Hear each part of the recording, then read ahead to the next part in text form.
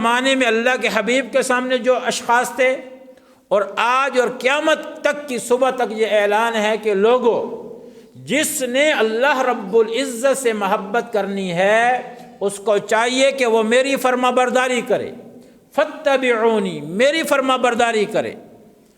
اور کیا جو اللہ رب العزت سے محبت کرنا چاہتا ہے اس کو چاہیے کہ رسول اللہ کا فرما بردار بنے۔ پھر کیا فائدہ ہوگا؟ اللہ کے حبیب علیہ الصلوۃ والسلام سے عشق اور محبت کرنے سے یحببکم اللہ، اللہ رب العزت ایسی شخصیت سے پیار اور محبت فرمائیں گے۔ کیا سمجھ آئی کہ جو آدمی اللہ کے پیارے نبی صلی اللہ تعالی علیہ وسلم سے محبت کرے گا، آپ سے عشق اور محبت کا دعویٰ کرے گا، تو اللہ رب العزت اس انسان سے بھی محبت فرمائیں گے جو اللہ کے بھیجے ہوئے پیارے حبیب امام الانبیاء رسول کریم صلی اللہ تعالی علیہ وسلم سے دل و جان سے محبت فرمائے گا۔ اللہ رب العزت اس شخص سے محبت فرمائے گا۔ اور اللہ رب العزت وَيَغْفِرْ لَكُمْ ذُنُوبَكُمْ، اور فرماتے ہیں اللہ رب العزت میں اللہ کے پیارے حبیب سے محبت کرنے کی وجہ سے تم سے محبت بھی کروں گا اور تمہارے گناہوں کو معاف بھی کر دوں گا۔ واللہ غفور الرحیم، اللہ سب سے بہترین معاف کرنے والا ہے۔ تو میرے عزیز ساتھیو، عشق مصطفیٰ، عشق رسول اللہ، اللہ کے پیارے حبیب سے عشق کی داستانیں اگر آپ نے دیکھنی ہو تو آپ صحابہ کرام رضوان اللہ تعالی علیہ مجمعین کی جماعت کو دیکھیں۔ کیا غضب کا عشق اللہ کے حبیب علیہ الصلوۃ والسلام سے انہوں نے کیا ہے۔ اللہ کے حبیب کے عشق میں مستغرق، غرق ہو چکے تھے وہ حضرات، اور پھر آپ ان تمام انبیاء صحابہ کی جماعت میں سب سے بہترین اللہ کے حبیب علیہ الصلوۃ والسلام کے دوست حضرت ابو بکر صدیق کو اس لسٹ میں آپ سب سے اوپر پائیں گے کہ اللہ کے حبیب علیہ الصلوۃ والسلام کی محبت ان کے دل اور جان کے اندر بستی تھی۔ اور ایک حدیث میں ہے کہ اللہ کے نبی علیہ الصلوۃ والسلام نے ارشاد فرمایا، اس وقت تک تمہارا ایمان کامل اور مکمل ہو ہی نہیں سکتا جب تک کہ تم اپنی اولاد سے، اپنے ماں باپ سے، اپنے والدین سے، اپنے گھرانے سے، اپنے سب کچھ سے بہتر مجھ کو نہ سمجھو۔ سب سے زیادہ تمہاری نگاہ میں اپنے تمام خاندان، اہل و عیال سب سے میری ذات ہو جائے، اس وقت تمہارا ایمان کامل، اور اگر اس سے بہتر نہیں تو پھر تمہارا ایمان مکمل ہی نہیں ہے۔ اگر آپ نے یہ چیز دیکھنی ہو تو وہ ابو بکر صدیق میں ہے۔ جان و مال سے پیار رسول اللہ کے ساتھ، اپنی اولاد سے زیادہ پیار اور محبت حضور کے ساتھ، اپنے والدین سے زیادہ پیار و محبت حضور کے ساتھ، اپنے قوم و قبیلے سے زیادہ محبت ابو بکر صدیق کو حضور کے ساتھ۔ آپ نے اس حدیث کو اگر دیکھنا ہو تو وہ آپ کو ابو بکر صدیق میں نظر آئیں۔ ایسا عجیب عشق، ایسی عجیب محبت کہ آپ اس کی مثال نہیں پیش کر سکتے۔ میں کچھ نمونے رکھتا ہوں آپ کے سامنے کہ حضرت ابو بکر صدیق کو حضور سے کتنی محبت تھی۔ جنگ بدر میں، جو اسلام کی پہلی جنگ ہے، صحابہ کرام رضوان اللہ تعالی علیہ مجمعین کی تعداد 313، کفار کی تعداد 1000 کے لگ بھگ۔ یہاں سے صحابہ، یہاں سے کفار، یہ پہلا وہ مقابلہ اسلام میں جو آمنے سامنے ہو رہا ہے، اور بڑی غضب کی ایک جنگ چھڑی ہے۔ اس جنگ کے اندر مسلمان کافروں کو قتل کر رہے ہیں اور کافر مسلمانوں کو شہید کر رہے ہیں۔ جنگ ختم ہو گئی۔ ایک زمانے کے بعد ابو بکر صدیق رضی اللہ تعالی عنہ کے بیٹے عبد الرحمن بن ابی بکر رضی اللہ تعالی عنہ اپنے بابا جان ابو بکر کو کہنے لگے، اے ابا حضور، آج آپ جو نماز، روزہ، حج، زکوٰۃ، دین کی خدمت کر رہے ہیں، یہ میری مرہون منت ہے۔ اے میرے بیٹے، وہ کیسے؟ یہ آپ کی وجہ سے کیسے؟ فرمایا، اے بابا جان، یہ جو آج آپ سانس لے رہے ہیں اور سانس کی برکت سے عبادات میں لگے ہوئے ہیں، جنگ بدر میں جب آپ حضور علیہ الصلوۃ والسلام کی معیت کے اندر تشریف لے آئے جنگ بدر کے میدان میں، تو اے میرے بابا جان، اس وقت تک میں مسلمان نہیں ہوا تھا اور میں کافروں کے ساتھ مل کے اللہ کے حبیب علیہ الصلوۃ والسلام کے خلاف لڑائی کے لیے حاضر ہوا، تو اے میرے بابا جان، ایک موقع ایسا آیا کہ میری تلوار کے نیچے جس شخصیت کی گردن تھی، اگر میں چاہتا تو اس کی گردن کو اس کے تن سے جدا کر دیتا۔ وہ کون تھے؟ فرمایا بابا جان وہ آپ تھے، آپ کی گردن، آپ کا سر میری تلوار کے نیچے آیا، اور پھر جب میں نے دیکھا تو میرے ہی بابا جان تھے۔ اے ابا جان، میں نے آپ کی محبت کی وجہ سے آپ کو چھوڑ دیا، اگر میں چاہتا تو آپ کو مار سکتا تھا، قتل کر سکتا تھا، میں نے آپ کو چھوڑ دیا۔ ابو بکر صدیق رضی اللہ تعالی عنہ مسکرانے لگے اور کہا بیٹا اللہ کی قسم، اگر اس کا برعکس ہوتا، اگر اس کا برعکس اپوزٹ ہوتا تو پھر معاملہ الگ ہوتا۔ کیسے بابا جان؟ فرمایا اگر اس جنگ کے اندر مجھے تیرے اوپر یہ سبقت اور قوت حاصل ہو جاتی کہ ابو بکر کی تلوار ہوتی اور ابو بکر کا بیٹا عبد الرحمن کی گردن ہوتی، بابا اگر میری گردن نیچے ہوتی، آپ کو اللہ اس پہ قدرت دے دیتا تو آپ مجھے کیا چھوڑ دیتے؟ فرمایا اللہ کی قسم یہ ہو ہی نہیں سکتا کہ ابو بکر کی تلوار اپنے بیٹے کو نہ کاٹے، میں تیرے 2 ٹکڑے کر دیتا۔ بیٹے نے کہا بابا میں نے آپ کو باپ سمجھ کے چھوڑا کہ آپ مجھے بیٹا سمجھ کے نہ چھوڑتے۔ فرمایا اے میرے بیٹے اب تو بیٹا ہے، جب تو رسول اللہ کے مقابلے میں آیا پھر میرا بیٹا نہیں، میرا دشمن بن کے آیا تھا۔ اس وقت ابو بکر تجھے بیٹے کی نگاہ سے نہیں دشمن کی نگاہ سے دیکھ رہا تھا۔ اللہ کی قسم اگر تو میرے ہتھے چڑھتا، ایک سانس جتنا بھی میں نہ سوچتا، تیرے 2 ٹکڑے کر کے رسول اللہ سے اپنی محبت کا اظہار فرماتا، میں تجھے کبھی نہ چھوڑتا۔ یہ ابو بکر صدیق کا رسول اللہ سے محبت ہے کہ میں بیٹے کا لحاظ نہ کرتا، میں یہ نہ دیکھتا کہ تو کون ہے، میں رسول اللہ کو دیکھتا، میں اس چیز کو دیکھتا کہ میرے بھائی وہ ہیں جو حضور کی معیت میں لڑنے آئے ہیں، جو حضور کے خلاف لڑنے آئے، یہ میرے دشمن ہیں، چاہے میرا باپ، چاہے میرا بیٹا، چاہے میری بیٹی، میں اس چیز کو نہ دیکھتا۔ اللہ تعالیٰ نے بعد میں اسی بیٹے کو ہدایت عطا فرمائی، اسلام کے اندر داخل ہوئے۔ ابو بکر صدیق رضی اللہ تعالیٰ عنہ وہ واحد شخصیت ہیں، واحد شخصیت ہیں جن کی 4 نسلیں، 4 پشتیں وہ اسلام میں داخل ہوئی ہیں۔ ایک صحابی ایسے نہیں ہے کہ جن کی 4 نسل اسلام میں داخل ہو۔ حضرت ابو بکر صدیق رضی اللہ تعالیٰ عنہ کے والدین مسلمان ہوئے، اسلام میں داخل ہوئے۔ ابو بکر صدیق خود اسلام میں داخل ہوئے۔ ابو بکر صدیق رضی اللہ تعالیٰ عنہ کی اولاد وہ بھی اسلام میں داخل ہوئی، اور ابو بکر صدیق رضی اللہ تعالیٰ عنہ کی اولاد بھی اسلام کے اندر داخل ہوئی۔ یہ 4 خصوصیات صرف ان کے ساتھ ہیں کہ چاروں نسل اسلام میں ہوئی۔ کوئی صحابی آپ کو نہیں ملے گا، اگر ماں مسلمان ہے تو باپ نہیں ہے، ماں باپ مسلمان ہیں تو خود مسلمان نہیں ہے، خود مسلمان ہے تو اگلے بیٹے مسلمان نہیں ہیں، اگلے بیٹے مسلمان ہیں تو اس سے اگلے نہیں ہیں۔ تو یہ خصوصیت ابو بکر صدیق میں آپ کو ملے گی۔ اور ایک موقع ایسا آیا، آپ کے والد محترم کا نام ہے عثمان، ابو قحافہ کے نام سے ان کی کنیت مشہور تھے۔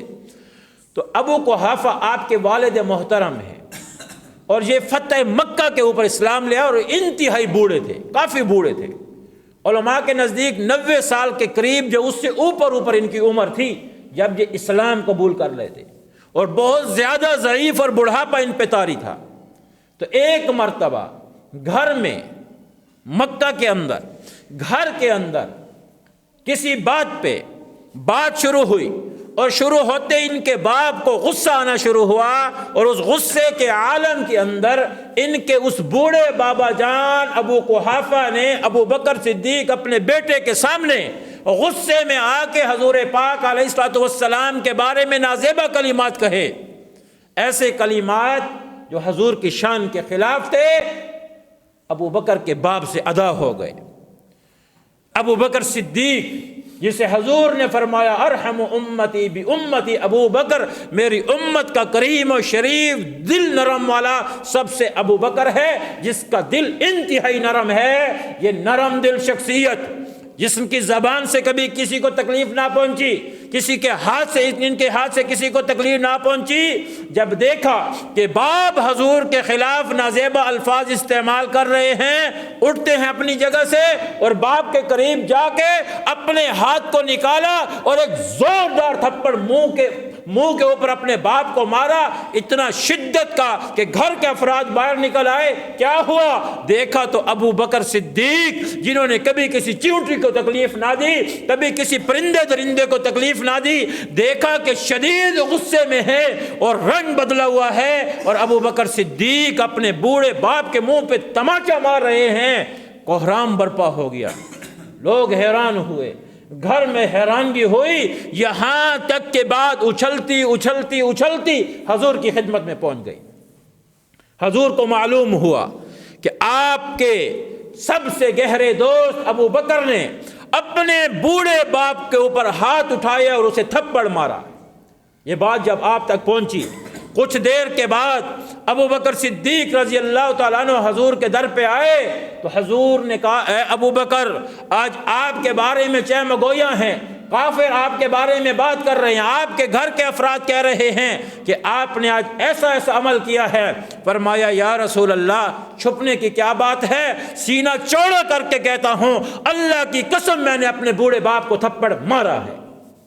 اے ابو بکر، آپ نے اپنے باپ کو تھپڑ کیوں مارا؟ فرمایا، یا رسول اللہ، اس کی وجہ یہ ہے کہ آپ کے بارے میں کوئی بھی اگر نازیبا الفاظ میرے سامنے کہے گا، اس کا انجام یہ ہوگا، میں نہیں دیکھوں گا کہ میرا باپ ہے یا میرا بیٹا ہے یا میرا پوتا ہے یا میرے خاندان کا اپنا بیگانہ ہے، میں اس کو نہیں دیکھوں گا۔ اے اللہ کے حبیب، بڑھاپا الگ چیز ہے، میرے باپ کی زبان کنٹرول میں نہیں رہی آپ کی شان اقدس میں، تو میں نے باپ کو تھپڑ مارا۔ اور اے اللہ کے حبیب، اگر خدا کی قسم اس وقت میرے ہاتھ میں تلوار ہوتی، ابو بکر اس وقت باپ کے 2 ٹکڑے کر کے دنیا کو بتاتا، لوگوں سن لو، باپ کی عظمت اپنی جگہ پہ، جو باپ رسول اللہ کی تعظیم و تکریم نہیں کر سکتا، وہ ابو بکر کا باپ نہیں، ابو بکر کا دشمن ہے۔ یہ محبت کا لیول تھا، یہ محبت کی شان تھی، یہ حضور سے عشق تھا کہ نہ باپ کو دیکھا نہ کسی کو، ان کے سامنے ایک دھن سوار تھی رسول اللہ کی، بس کہ حضور کی عزت و عظمت کے اوپر کسی قسم کا کوئی ایسا معاملہ نہ آئے۔ پھر اللہ تعالیٰ نے جب ان کے ساتھ انہوں نے اپنی وفا حضور کے ساتھ ہر لمحے کی، پھر اللہ تعالیٰ نے بھی ان کو وہ اعزاز عطا فرمایا۔ ایک واقعہ جسے امام راضی علیہ الرحمہ نے لکھا ہے، مفاتیح الغیب ان کی ایک تفسیر ہے جسے تفسیر کبیر کہا جاتا ہے، انہوں نے اس میں نقل کیا ہے۔ وہ واقعہ کچھ اس انداز کا ہے، اس پہ علماء کو کلام بھی ہے اس واقعے پر۔ وہ واقعہ ایسا ہے کہ اللہ کے نبی علیہ الصلوۃ والسلام نے اپنی انگوٹھی ابو بکر صدیق رضی اللہ تعالیٰ عنہ کے حوالے کی، اور ابو بکر صدیق رضی اللہ تعالیٰ عنہ سے حضور نے فرمایا کہ اس انگوٹھی کے اوپر لکھوا کے لے آ، کیا؟ لا الہ الا اللہ۔ انگوٹھیوں کے اوپر لوگ لکھواتے ہیں نا، الجبار، السلام، المومن، اللہ کے نام، کسی اور کا نام، اپنا نام۔ تو حضور کی جو انگوٹھی کے اوپر کی سطح تھی وہ خالی تھی۔ حضور نے فرمایا، اے ابو بکر، یہ میری انگوٹھی پکڑ اور بازار میں جا کے اس کے اوپر لکھوا لا الہ الا اللہ، میری انگوٹھی پہ اللہ کی وحدانیت ہو۔ ابو بکر صدیق نے کہا، بالکل یا رسول اللہ۔ انگوٹھی ہاتھ میں لی اور سیدھا بازار کی طرف گئے، ایک نقاش کے پاس، ایک کاتب کے پاس جو اوپر لکھا کرتا تھا انگوٹھیوں کے، اس کے پاس گئے اور نقاش کو کہا، نقاش اس انگوٹھی پہ لکھو۔ اس نے کہا، کیا لکھوں؟ حضرت ابو بکر صدیق نے کہا، اس کے اوپر والی لین پہ لکھو لا الہ الا اللہ، نچلی لین سطر پہ لکھو محمد الرسول اللہ۔ حضور نے کیا کہا تھا بھائی؟ صرف کیا لکھواؤ؟ لا الہ الا اللہ۔ اور ابو بکر صدیق نے کیا کہا کہ اوپر کی سطر پہ لکھو لا الہ الا اللہ، اور نیچے کی سطر پر لکھو محمد الرسول اللہ۔ انہوں نے یہ لکھا، انہوں نے کہا کچھ دیر کے بعد آئیے اور پھر واپس لے جائیے۔ یہ کچھ دیر کے بعد آئے، انہوں نے انگوٹھی کو ایک چمڑے میں بند کر کے ابو بکر صدیق کے حوالے کیا کہ میں نے لکھ دیا، لے جائیے۔ وہ اسی انگوٹھی کو دیکھے بغیر حضور کی خدمت میں لے آئے اور حضور کو کہا یا رسول اللہ یہ آپ اپنی انگوٹھی دیکھ لیجئے، اس پہ میں نے لکھوا دیا۔ حضور نے جیسے چمڑا کھولا، انگوٹھی کو دیکھا تو اللہ کے نبی علیہ الصلوۃ والسلام کا رنگ تھوڑا تبدیل ہو گیا، آپ کا رنگ تبدیل ہو گیا۔ آپ نے کہا اے ابو بکر تو نے کیا کروا دیا؟ میں نے تمہیں کہا تھا کہ یہ لکھواؤ، تم نے یہ کیا کیا؟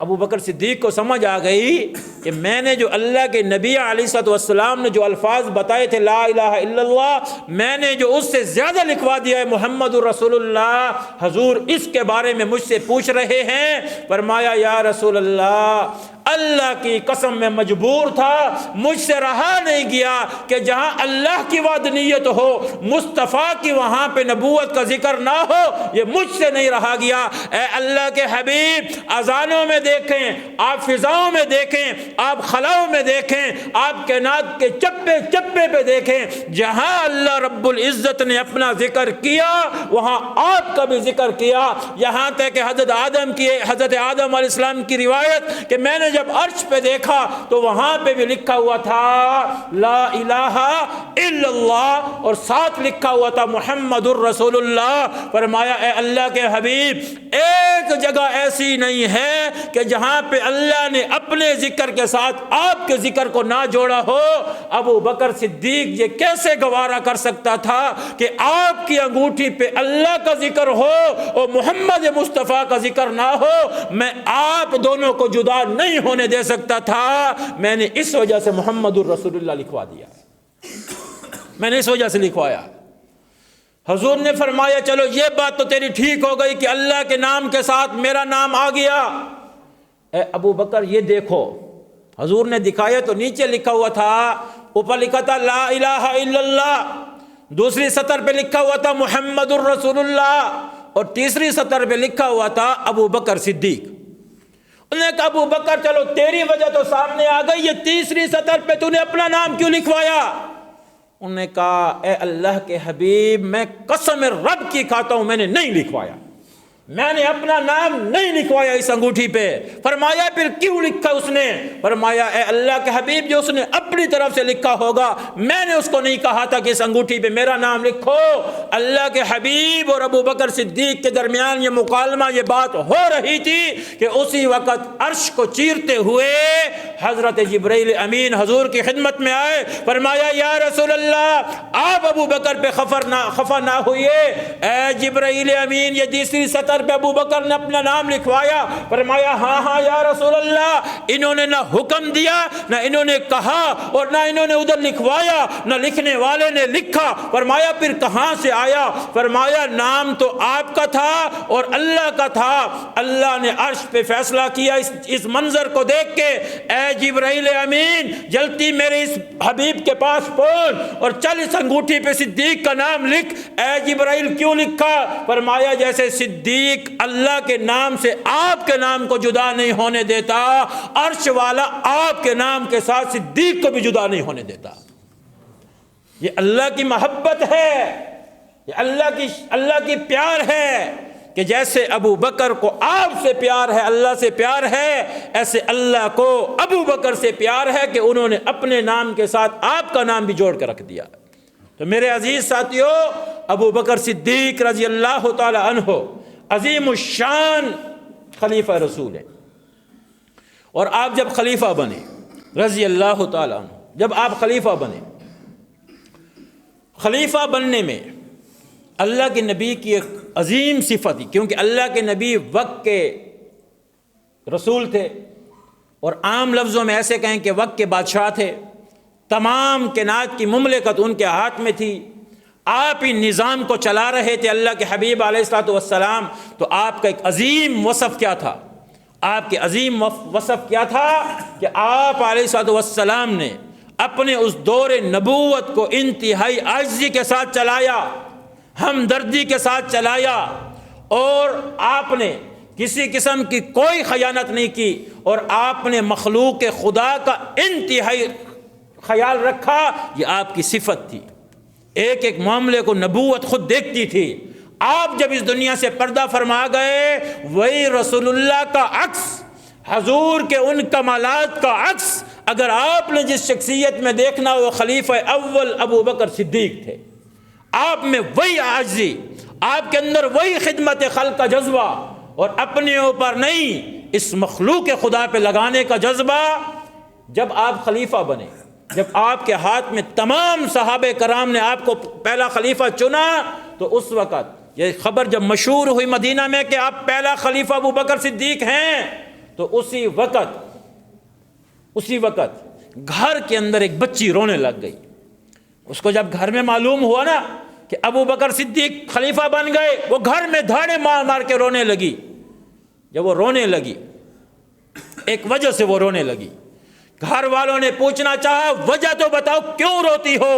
انہوں نے کہا میں بتا نہیں سکتی۔ پھر پوچھنا چاہا، بتا نہیں سکتی۔ یہ رات گزری، صبح کو جیسے صبح کی نماز ہوئی تو اس گھر کا دروازہ کھٹکھٹا، اور دروازہ کھٹکھٹنے کے بعد، دستک کے بعد گھر سے آواز آئی، کون؟ فرمایا بکری باہر نکالو، میں تمہیں دودھ دے دوں۔ دودھ دونے والا تھا۔ وہ بچی بھاگ کے آئی دروازے پہ، اماں کون ہے؟ فرمایا تو بتا پہلے کہ کل کیا مسئلہ تھا؟ تو اس نے کہا اماں جان، بات اصل میں یہ تھی، جیسے مجھے معلوم ہوا کہ ابو بکر صدیق اب پوری مملکت کے خلیفہ بنے ہیں، ہمارا بابا جان تو ایک جنگ میں شہید ہو گیا، ہم تو یتیم ہیں، ہم تو چھوٹے ہیں، اے اماں جان پہلے تو آ کے ابو بکر صدیق ہماری بکریوں کا دودھ دوتا تھا، جیسے مجھے معلوم ہوا ابو بکر تو خود حکمران، خلیفہ، جسٹس، وزیر اعظم، صدر خود بن گئے ہیں، اب اس یتیم کے گھر میں کون آ کے بکری کا دودھ دوئے گا؟ ابو بکر صدیق نے کہا میری بیٹی، خلیفہ جب میں بن رہا تھا میں تجھے نہیں بھولا تھا، آج پہلا دن خلافت کا ہے، تیرے دروازے پہ خلیفہ نہیں ابو بکر آیا ہے، جو کل بھی دوتا تھا، خلیفہ بننے کے بعد بھی میں دوں گا اور تمہارا ساتھ دیتا رہوں گا۔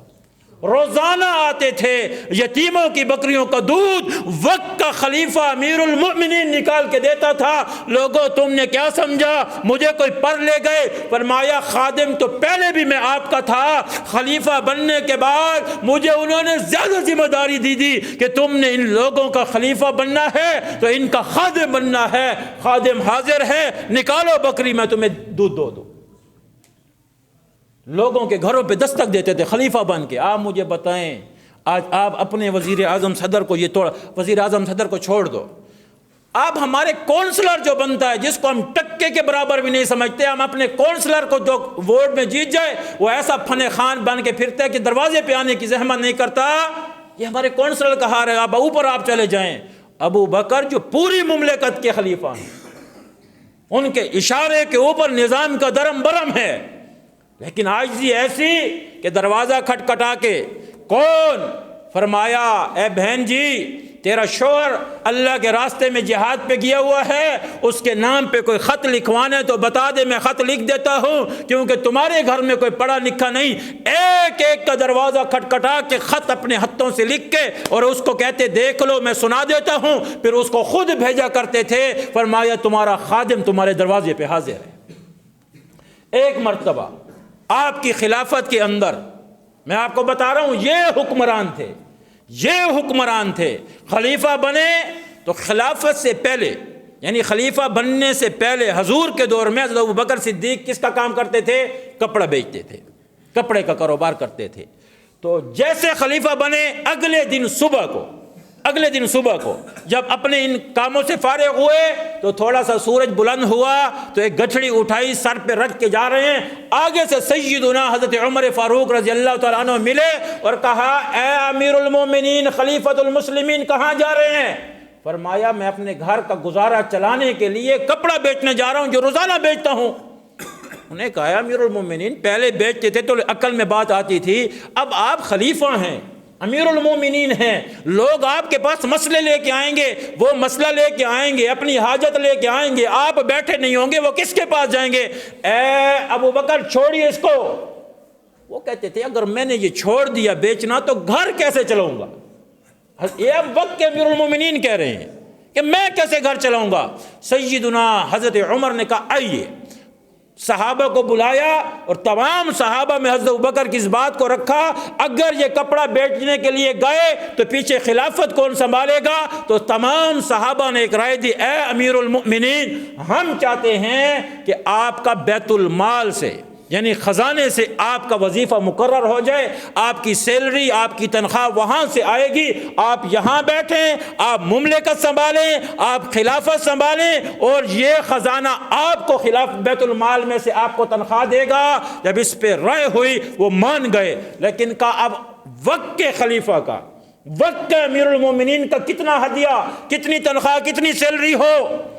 تو کسی نے کہا سب سے اعلیٰ، مدینے میں سب سے اعلیٰ خاندان کی جو آمدنی ہے وہ وقت کے خلیفہ کی ہو، تاکہ دنیا کو معلوم ہو کہ خلیفہ کو سب سے اچھی آمدنی دے کے مسلمان خوشحال ہیں۔ حضرت ابوبکر نے کہا نہیں، مجھے منظور نہیں ہے، مجھے منظور نہیں ہے، یہ سیلری مجھے منظور نہیں ہے کہ مدینے کے سب سے بہترین آدمی کی جو ٹاپ کی تنخواہ ہے، سیلری ہے، وہ میری ہو۔ پھر کیا؟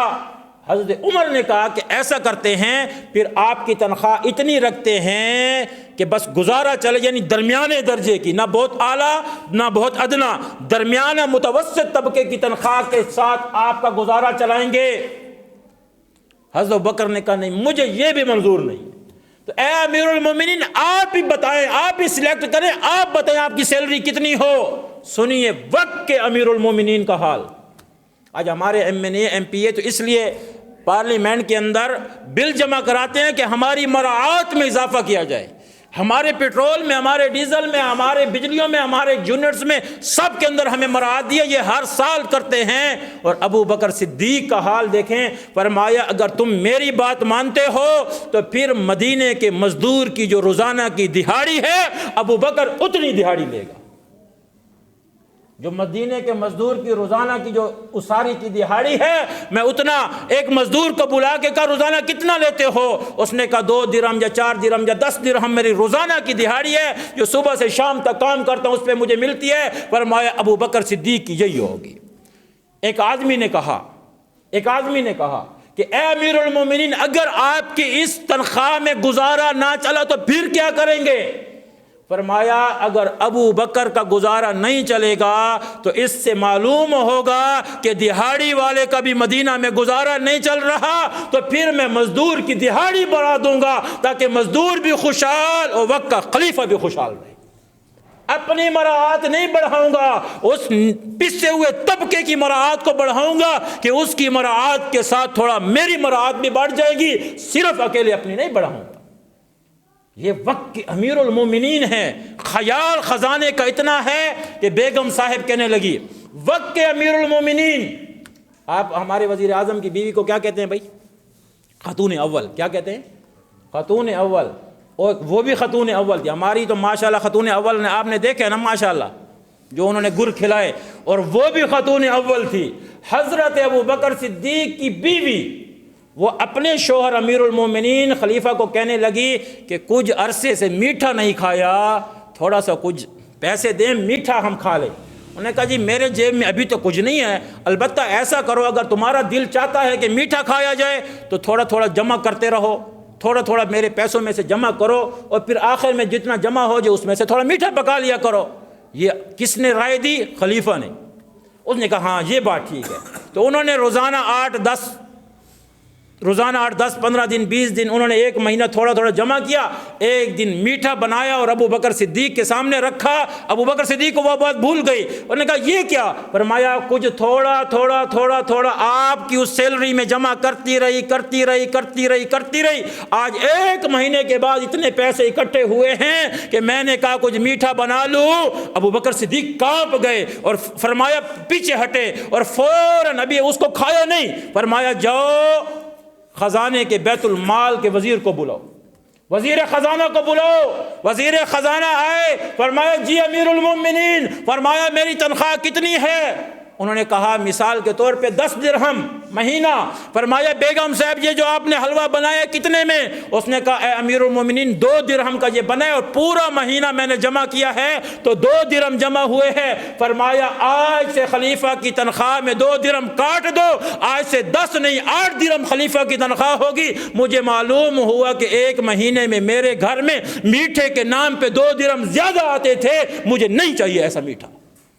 بتاؤ کہاں سے لے آؤ گے ایسے حکمران؟ ابو بکر صدیق اس دنیا سے جانے لگے تو جاتے جاتے آپ نے لوگوں کو ایک وصیت کی. وہ وصیت کیا تھی؟ وہ وصیت یہ تھی اے لوگو میں جب فوت ہو جاؤں, اس دنیا سے پردہ کر جاؤں, تو پھر آپ نے کیا کرنا ہے؟ مجھے غسل دینا ہے, کفن پہنانا ہے, اور کفن پہنا کے مجھے اس چارپائی پہ لٹانا ہے. اے امیر المومنین پھر فرمایا مجھے چارپائی پہ لٹا کے حضور پاک صلی اللہ تعالی علیہ وسلم کے روزے کے باہر رکھ دینا ہے میری چارپائی کو, اور روزے میں آواز لگانی ہے اے اللہ کے حبیب ابو بکر صدیق آپ کے دروازے کے باہر ہیں, اجازت ہو تو اندر آ جائے, اجازت ہو تو اندر آ جائے. فرمایا اگر حضور کے روزے سے معاملہ آ جائے, دروازہ کھل جائے تو پھر تو دفن یہاں کرنا, اور اگر حضور کی طرف سے اجازت نہ آئے تو پھر میری اس میت کو جنت البقیع میں دفن کرنا عام مسلمانوں کے پاس. ابو بکر صدیق جب وفات پائے, غسل کفن ہوا, آپ کی اس میت کو آپ کی اس چرپائی کو لیا اور رسول اللہ صلی اللہ تعالی علیہ وسلم کے روزے اطہر کے باہر رکھ دیا گیا. آپ علیہ السلام کا روزہ بند تھا, ان کے دروازے بند تھے, اور کہنے والے نے کہا اے اللہ کے حبیب اگر آپ کی اجازت ہو تو آپ کے دوست کو اندر لے آئیں. یہ باہر کے لوگوں نے آواز لگائی. علماء کرام نے لکھا, امام راضی فرماتے ہیں اندر سے رسول اللہ کی آواز آئی, فوراً کواڑ کھل گئے. اللہ کے حبیب کو جو دروازہ بند تھا وہ فوراً کھل گیا, اور کھلنے کے بعد اندر سے آواز آئی ادخل الحبیب الی الحبیب, ادخل الحبیب الی الحبیب, اور دوست کو دوست کے پاس لے آؤ, اور دوست کو دیکھنے کے لیے بےتاب ہے. فرمایا صحابہ نے کام نے اپنی کانوں سے حضور کی آواز سنی کہ حضور اپنی قبر مبارک سے کہہ رہے تھے ادخل الحبیب الی الحبیب, دوست کو دوست کے پاس لے آؤ, دوست اپنے دوست کو دیکھنے کے لیے مشتاق اور بےتاب ہو چکا ہے. تو میرے عزیز ساتھیوں, پھر اللہ تعالیٰ نے حضرت ابوبکر صدیق جو پہلے خلیفہ تھے ان کی یہاں پہ قبر اطہر بنائی. آج جو حضور پہ سلام پڑے گا تو حضور کے پاس سب سے پہلی قبر جو آتی ہے سیدنا ابوبکر صدیق, ان کے بعد جو دوسری قبر آتی ہے وہ سیدنا حضرت عمر رضی اللہ تعالی عنہ. اللہ تعالیٰ اس مبارک صحابی کے کردار کو ہم سب کو جو ہیں ادا کرنے کی توفیق عطا فرمائے, ان کی سیرت پہ چلنے کی توفیق عطا فرمائے, اور دعا فرمایا کریں اللہ ہمیں بھی ایسے کوئی حکمران عطا فرما دیں. اللہ ایسے حکمران نصیب فرمائیں جو اس قوم کی فکر کریں, اپنے جیبوں کی فکر نہ کریں. وآخر دعوانا ان الحمدللہ.